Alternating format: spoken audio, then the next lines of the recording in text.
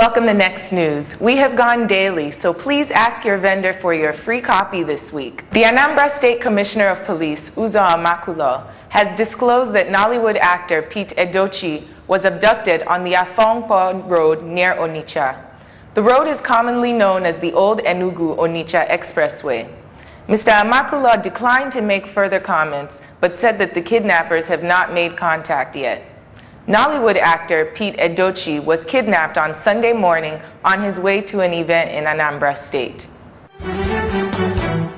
Saturday's rerun of the senatorial election of Ekiti North was won by the candidate of the People's Democratic Party, Ayo Sylvester Arise, who polled close to 60% of the votes as announced by the Independent National Electoral Commission, INEC.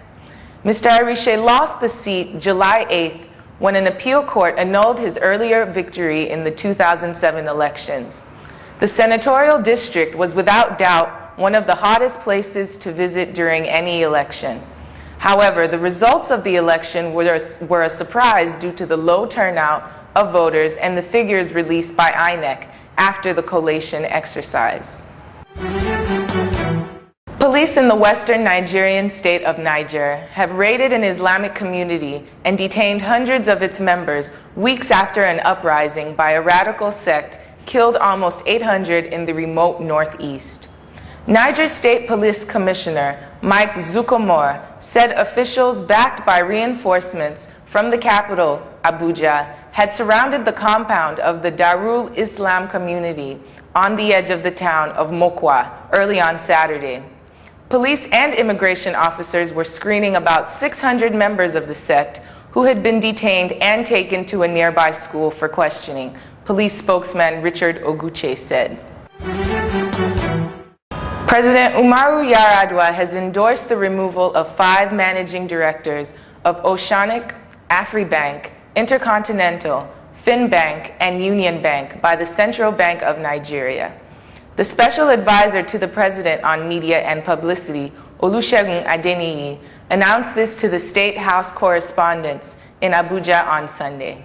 Mr. Adeniyi said that the more than 400 billion naira injected to the 5 affected banks is to ensure their viability. President Umaru Yar'Adua has approved the appointments of Stephen Oronsaye and Nebolisa Ara as members of the board of the Central Bank of Nigeria. Olusegun Adeniyi, special advisor to the president on media and publicity, made this known to the State House correspondents in Abuja on Sunday.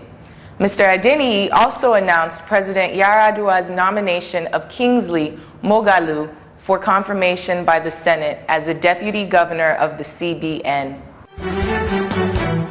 The Lagos State Governor, Babatunde Fashola, has warned LASMA officials to stop harassing motorists for non-possession of MOT certificates. Speaking at a news conference in Lagos on Sunday, Mr. Fashola said that the defaulters had 21 days grace period to obtain genuine documents. The governor, who was represented by Oluseyi Coker, permanent secretary of the MOT office, directed that only motorists that breach traffic rules specified in the traffic law and highway code should be arrested. And now to business. Kuwaiti telecoms firm, Zain, is in talks with 3 major telecoms firms, including one from India, to sell all or parts of its African operations, its chief executive told Kuwait daily newspaper Al Rai.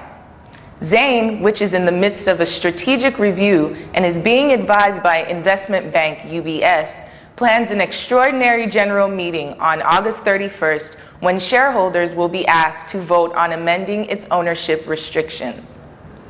The move will pave the way for selling a large stake in the firm.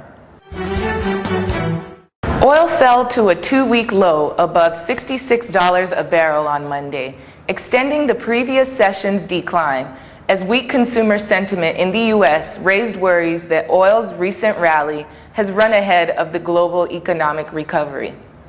Oil on Friday fell by $3.01, or 4.27%, the biggest loss since July 29th, after the Reuters University of Michigan survey of consumers showed consumer confidence in early August dropped to the lowest level since March. U.S. crude oil futures fell 96 cents to $66.55 a barrel, its lowest since July 31st, while London Brent crude fell 66 cents to $70.78. And now to sports.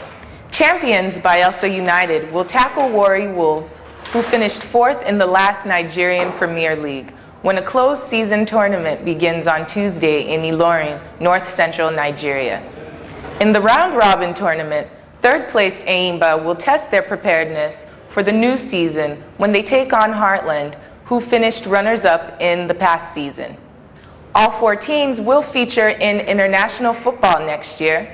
Bayelsa United and Heartland will play in the CAF Champions League, while Enyimba and Warri Wolves are involved in the Confederation Cup.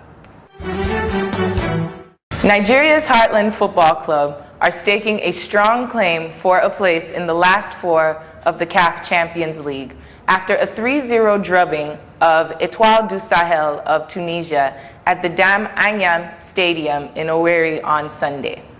After a 2-0 loss to TP Mazembe of the Democratic Republic of Congo in the opening game of Group B, Heartland have shot to the top of the standings, courtesy of back-to-back home wins over Monotampa of Zimbabwe and 2007 CAF Champions League winners Étoile.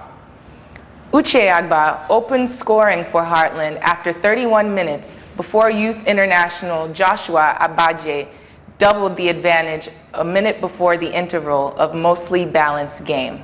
Substitute striker Oke Nwadike made the game safe for the Nigerians after 77 minutes when he shot home during a goal-mouth scramble. Usain Bolt delivered one of the most astonishing performances ever seen in athletics when he scorched to World Championship 100 meters gold in a mind-blowing 9.58 seconds on Sunday. The flying Jamaican took a massive 0.11 seconds off the previous record mark he ran to win the Olympic gold medal in Beijing 1 year ago. That left defending champion Tyson Gay a distant second, even though the American's time of 9.71 was the 3rd fastest ever. Asafa Powell of Jamaica was 3rd with 9.84. Thank you for watching Next News. For details on these and other stories, please log on to our website, www.234next.com.